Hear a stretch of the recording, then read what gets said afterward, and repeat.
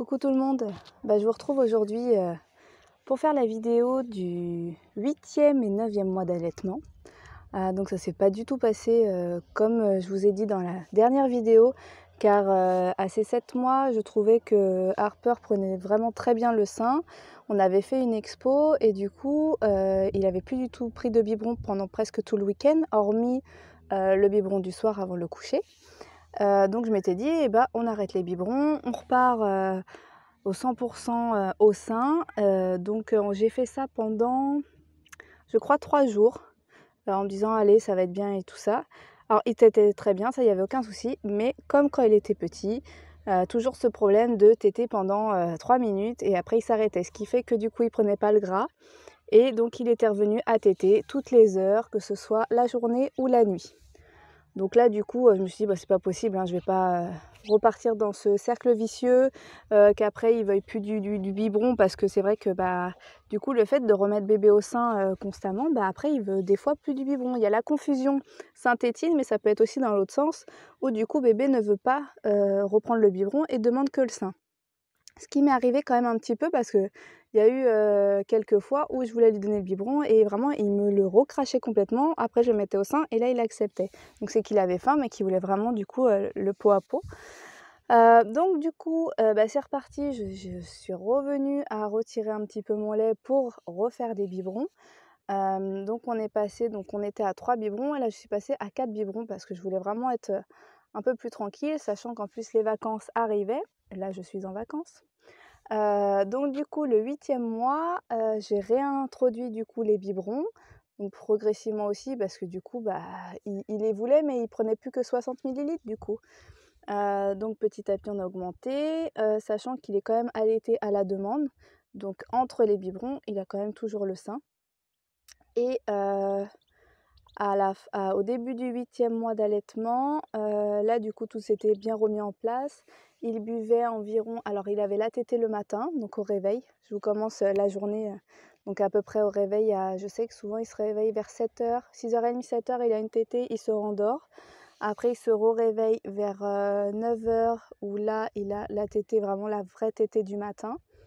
Si il a beaucoup bu à 7h, du coup moi j'ai plus assez de quantité, je lui redonne un biberon en plus de juste de 60 millilitres à 9h30, 10h pour qu'il tienne jusqu'à midi.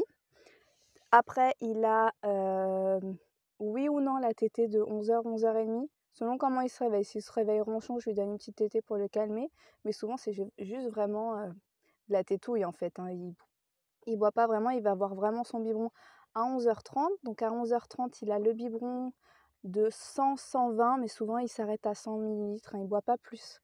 Vu que c'est un bébé allaité, il a l'habitude de boire vraiment souvent en petite quantité, donc on n'arrive pas à lui faire boire plus que 100. Donc pour le moment, je veux pas le forcer. Il est bien au niveau des courbes, tout ça, donc il n'a pas besoin de prendre plus. Donc 100 millilitres, et maintenant qu'il est diversifié, il a un petit plat. Alors moi j'achète, ou je fais au niveau de la quantité, les petits pots que vous achetez dans le commerce. Moi il va manger un petit pot en 2 jours. Que ce soit la compote, que ce soit, donc je crois que c'est 200 grammes, donc on va dire qu'il va manger à peu près 100 grammes de purée le midi, et quelques cuillères de compote, ou des fois, il va manger un peu plus de compote, ça dépend. Ça dépend s'il a pris complètement le lait ou pas, mais en tout cas, il adore la nourriture solide. Il nous le fait bien comprendre quand on mange parce qu'il aimerait vraiment manger comme nous. Donc ça, c'est assez sympa. Ensuite, c'est l'heure de la sieste. Donc il va à la sieste vers 1h30, où là, il a encore à nouveau une tétée pour s'endormir, hein. Des fois, il boit vraiment, donc ça dépend selon sa faim. Donc 1h30 tétée. Endormissement, en ce moment, il dort plutôt bien, donc il va des fois arriver à dormir pendant 1h30, 2h. Et ensuite, donc à 3h, souvent il se réveille, 3h, 3h30. Là, il va demander une tétée au réveil, là, obligatoirement, hein. Franchement, j'ai rarement réussi à le faire se lever sans tétée à cette heure-là, je sais pas pourquoi. Alors, je pense que c'est aussi parce que moi, l'après-midi, j'essaye de faire des choses maintenant, donc je l'endors et après je m'échappe tel un petit Yamakasi, hein. On sait tout comment c'est, hein. Dès que vous avez le lit qui couine, en plus moi j'ai du parquet, donc on a le parquet en plus qui grince, donc c'est horrible. Bref, maintenant ça va. Je sais à peu près quand est-ce qu'il faut que je parte de la chambre, ce qui est très rapide. Moi, il a vraiment un endormissement très profond au début, donc il faut vraiment que je parte, on va dire dans les 2-3 minutes. Donc ça et donc je pense que le fait qu'il se soit réveillé plusieurs fois, où j'étais pas là et ben, du coup ça l'a inquiété. En plus là, il est à 8-9 mois, c'est l'angoisse de la séparation donc bah, tout de suite ils ont peur de ça. Donc du coup, je pense que c'est pour ça qu'il est obligé, d'être en peau à peau, quand il se réveille à cette heure-là. Ensuite, donc là c'est le 4 heures. Donc vers 3h30, il a donc à nouveau, donc souvent il a la tétée, plus après il a un biberon, de là pareil 90-100, hein, il boit vraiment rarement de sang. Alors si vraiment je vois que le biberon il l'a vraiment fini rapidement, ce que je fais c'est qu'après je reprépare parce qu'alors oui, du coup moi je tire mon lait et donc les biberons en fait je fais toujours moitié lait, enfin la quantité que j'ai réussi à tirer moi de lait maternel, donc des fois c'est 50, des fois c'est 60 et je rajoute juste une portion de lait artificiel. Donc je rajoute 30 millilitres d'eau et une cuillère de lait en poudre. Moi je fais toujours comme ça parce que les fois où j'ai tiré un peu moins et que j'ai mis donc plus de lait artificiel que de lait maternel, il aime pas trop.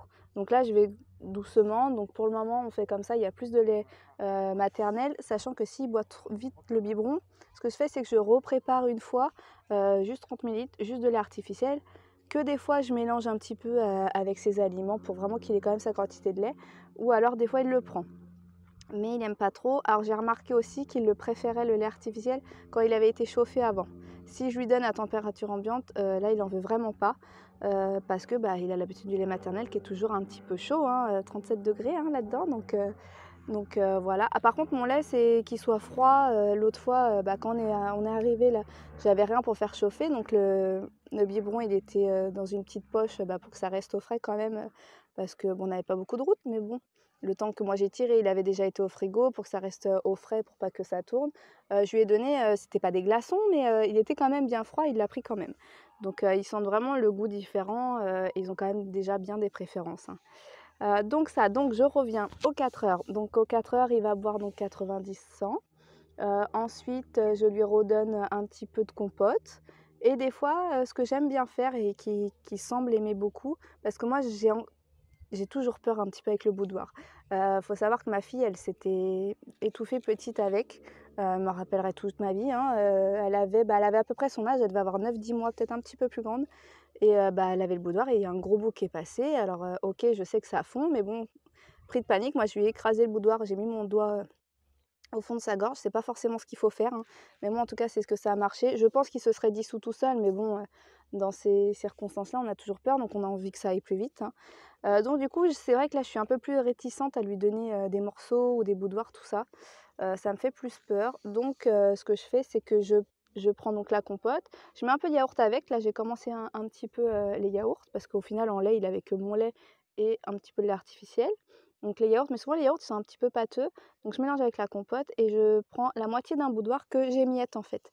J'émiette, je touille tout ça. Des fois, je rajoute un petit peu de lait. C'est pour ça que je reprépare toujours 30 millilitres pour s'il a soif au lieu de lui donner de l'eau. Et pour ça liquidifie un petit peu plus les textures. Donc je fais ça et ça, il adore. Donc souvent, je mets une demi compote, un demi yaourt, voire un petit peu moins de yaourt, un petit peu de lait et le demi boudoir. Je touille tout ça et souvent, il mange tout, hein. Vraiment, c'est rare qu'il en reste. S'il en reste, il y a la grande sœur qui est là pour finir. Elle adore. Ça, ensuite, on joue un petit peu tout ça et souvent, il refait une sieste vers 17h30, 18h avant de manger. Donc là, retété pour l'endormissement et souvent il retète bien. Par contre, à cette heure-là, c'est vraiment une vraie tétée, je pense. Et ensuite, donc après le réveil, donc là, il fait vraiment une petite sieste juste d'une demi-heure. Il a un biberon vers 19h, 19h30 selon la faim. Plus donc souvent la moitié du pot, d'un petit pot qui est de la veille, parce que souvent en fait un pot fait 2 jours chez moi, enfin 2 repas pardon.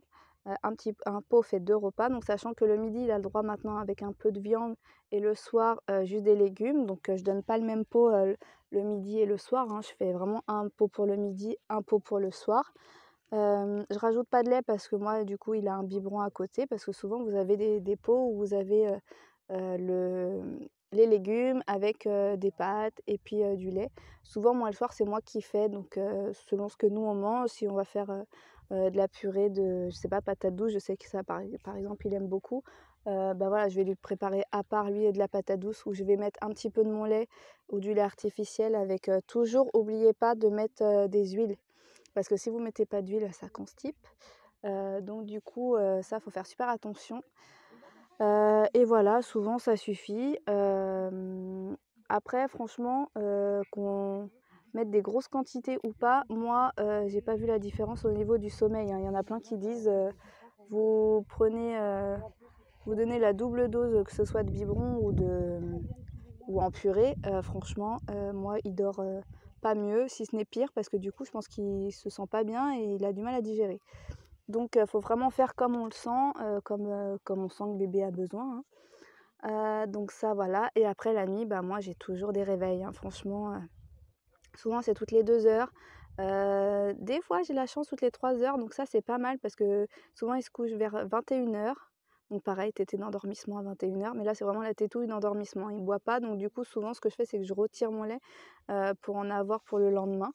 Après, moi, je tire mon lait maintenant qu'avec la poire, hein. J'ai renvoyé le tire-lait, ça y est, ça c'est fini.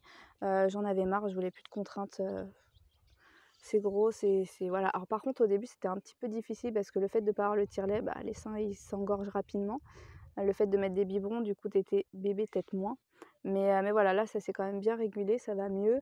Ce qui fait que donc là, actuellement, bah, il va avoir 9 mois dans quelques jours. Donc j'ai fait la visite, chez le médecin, des 9 mois il y a bah, juste avant de partir, il y a 2 jours. Et là, elle m'a dit: «Bah, top, hein, franchement, il a sauté, une courbe. Au niveau de la courbe de poids, la courbe de taille pareil, il a sauté une courbe donc là il est super. Il est pas encore à la courbe, du milieu, mais il est à celle qui est juste en dessous, sachant qu'il était carrément sorti des courbes, il y a 3 mois donc c'est très, très bien. Donc je lui ai dit: «Est-ce qu'il faut que j'augmente les biberons?» Tout ça, elle m'a dit: «Franchement là il grandit bien, il grossit bien, vous restez comme ça si lui ça lui correspond», donc pour le moment on reste comme ça. Voilà, qu'est-ce que je peux vous dire d'autre? Voilà, après, elle m'a dit quand même, hein, le médecin m'a dit, «Si vous voulez qu'il dorme mieux la nuit, ce que vous pouvez faire, c'est mettre, des céréales dans son biberon le soir, même si c'est avec votre lait».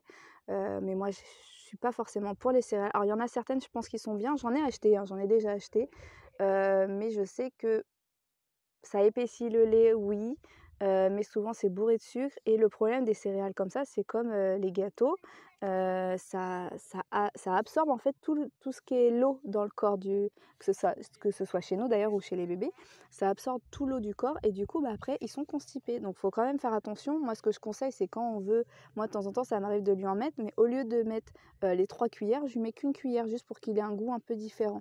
Moi j'ai pris, la marque, je crois que c'est Baby Bio, verveine, tout ça un peu pour calmer. Bon, ça le calme pas forcément, mais bon. Voilà, donc ça c'est pas mal. Donc j'ai arrêté parce qu'il y avait du monde qui passait, hein, parce que là en fait on est sur la plage, vous voyez pas trop, mais je suis à la plage en Bretagne. J'ai la chance d'avoir mes grands-parents qui ont une petite maison ici, donc c'est top, on en profite avec les enfants.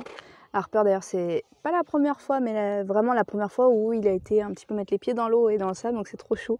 Ils adorent un truc. En plus moi il adore avec les pieds. Les pieds, je crois que c'est pire que ses mains, ses pieds, donc il kiffe. Enfin bref, j'étais donc en train de vous dire au niveau des céréales, donc chacun fait comme il le sent.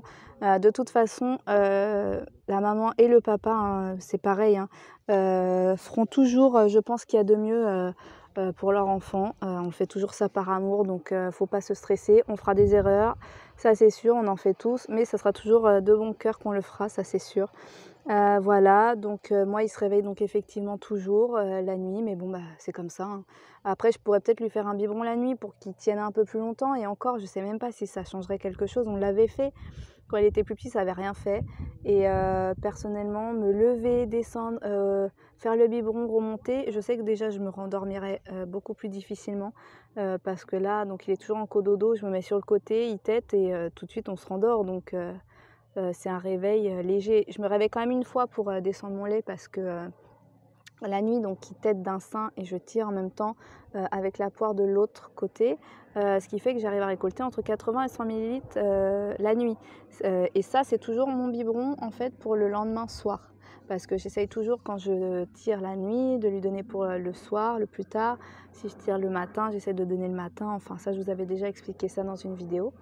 Donc voilà. Maintenant voilà, moi il se réveille, bah, il se réveille, hein, c'est comme ça, un jour il fera ses nuits, hein. Si déjà il dort un peu mieux que sa sœur, donc je me dis qu'il les fera peut-être plus rapidement qu'elle. Je trouve qu'il est quand même plus réveillé, bah, quand il est avec nous dans le lit parce que, bah, voilà, on bouge tout ça, il est vachement, réceptif au bruit. Donc là, j'ai peint sa chambre, ça y est, donc en rentrant, j'aimerais bien, le faire dormir déjà les siestes dans sa chambre et puis, bah, petit à petit, pourquoi pas, qu'il dorme la nuit. Donc peut-être il faudra que je me lève pour l'allaiter, mais bon, si on arrive à mieux dormir et puis que j'ai qu'un réveil dans la nuit, pourquoi pas, hein. Donc ça, on verra à la rentrée. Là, justement, il a fait la première nuit avec nous, mais dans un petit lit. Nous, on a un grand lit. Donc là, c'était pas très, très confortable, que ce soit pour nous ou pour lui. Il faisait que de bouger. Je pense qu'il avait trop chaud entre nous deux. Donc du coup, là, j'ai mis cette nuit le matelas par terre. Et bah, c'était plutôt pas mal, hein. Je suis descendue 2 fois du lit. Je pense qu'il a mieux dormi. Donc je vais commencer à l'habituer, sachant qu'à la maison, c'est pareil, il a un matelas au sol, hein, ce sera comme sa sœur. Donc voilà, on va essayer de, grâce aux vacances, mettre ça en place et comme ça, dès qu'on arrive, on le met directement au sol dans sa chambre, au moins pour les siestes, voire les nuits, hein. Si là, ça se passe bien, pourquoi pas faire directement les nuits en rentrant à la maison. Donc ça, je vous referai une vidéo sur, le sommeil, tout ça. Voilà, bah, je pense que j'ai fait pas mal le tour, si vous avez d'autres questions. En tout cas, je suis contente, ça y est, il a 9 mois, j'allaite toujours. Alors un peu en mix, on va dire, c'est comme du mixte, hein, parce que j'ai le biberon plus un petit peu de lait artificiel, même s'il y en a pas beaucoup, il y en a. Ce qui fait que ça équilibre et que ça lui permet de prendre du poids, je pense aussi et moi franchement ça me rassure. Ça me rassure de me dire, bah, il y a cette petite quantité en plus, qui lui manquerait peut-être. Donc voilà, on verra. Je diminue petit à petit parce que logiquement, je dois reprendre le travail, en octobre, début octobre, fin septembre, parce qu'il va à la nounou fin septembre. Donc on va diminuer tranquillement la journée, mais j'aimerais vraiment, garder toujours, la tétée du matin et du soir. Malgré que, bah, monsieur me mord, hein. Il a 2 dents en bas et les dents du haut poussent en ce moment, donc là il m'a remordu, il y a 2 jours. Donc là j'ai un peu mal, mais bon, je mets de la lanoline et puis ça va aller mieux dans 2 jours. Parce qu'il comprend très bien, hein, quand je lui dis qu'il m'a fait mal, donc tant qu'il comprend qu'il me mord pas à chaque tétée, je vais essayer de poursuivre. Maintenant, on verra bien. Voilà, bah, je vous laisse, plein de gros bisous, bonnes vacances pour ceux qui y sont, bon courage pour les autres. J'essaierai de refaire une vidéo, donc je pense pour peut-être sur le sommeil parce que ça, j'en ai jamais fait et c'est vrai qu'on est tous, tellement, mal quand on sait pas quoi faire, quand ils crient, quand tout ça, on sait pas s'ils ont faim, dodo, tout ça, donc je vais essayer de vous faire ça, rapidement. Plein de gros bisous, à bientôt et